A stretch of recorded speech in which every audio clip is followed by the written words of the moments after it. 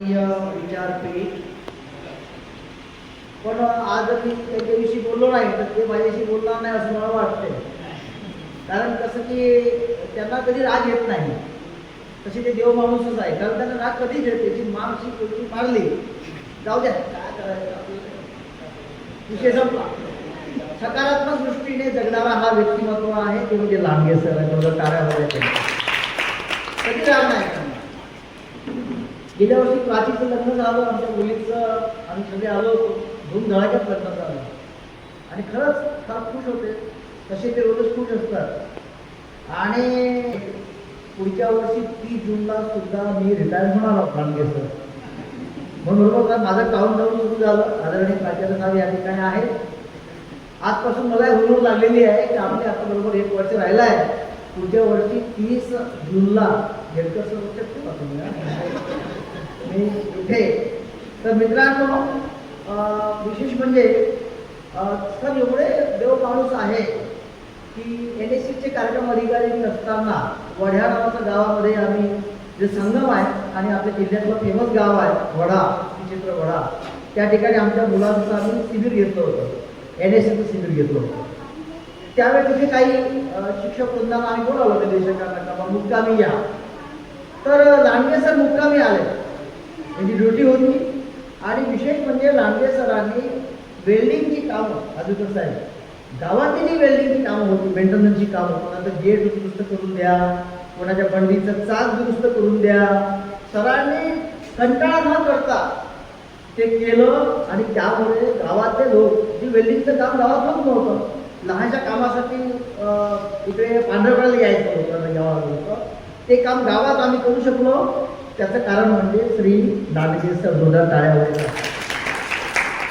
ही संधी असते, हीच आठवण असते, हीच कामाची पावती असते. माझ्या डोक्यात अजूनही आहे. आणि विशेषतः रात्री नाही का फिरून पाहायचे पोरं. विशेष म्हणजे इथे पण आम्ही जे जयंत्या सुरू केल्या त्यावेळी थोडी एक वेगळी योजना तयार केली. म्हणजे मला असं वाटतं की आपण ज्या ज्या समाजाचा जो व्यक्ती असतील त्याच्या हाताने माल्यार्पण करायचं त्या त्या महापुरुषाला.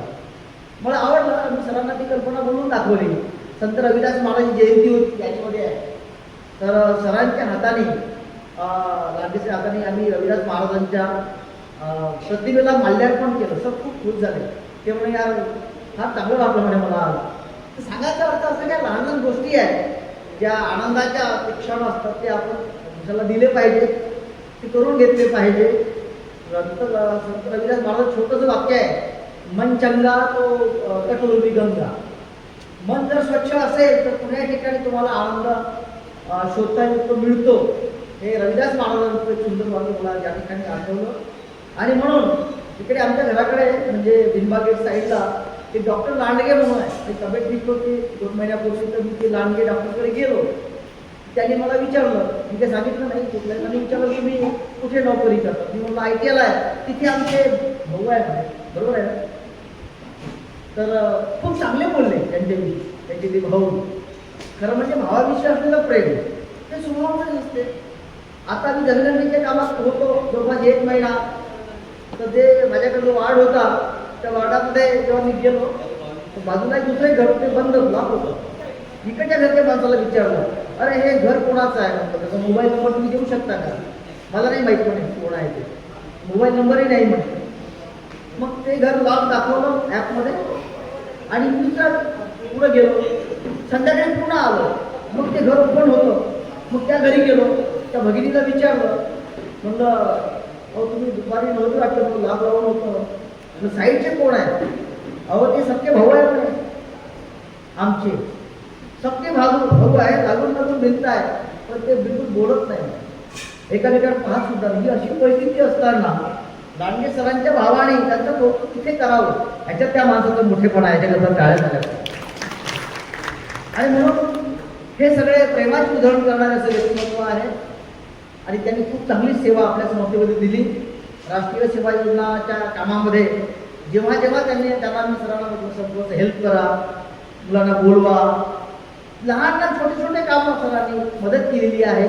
मी सरांना खरोखर धन्यवाद देतो.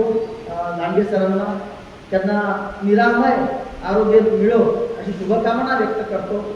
शेवट या ठिकाणी बोलतो. विशेष म्हणजे हा आमचा सिपेट सभागृह आहे मोठे सर, बरोबर आहे की नाही?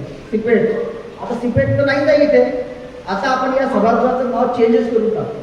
आदरणीय प्राचार्य साहेबांच्या मान्यतेनुसार म्हणा, आजपासून हा सभागृह आपण राष्ट्रीय सेवा योजनेचं राष्ट्रीय सभागृह आपण जाहीर करून टाकू. टाळ्या होऊ द्या यासाठी.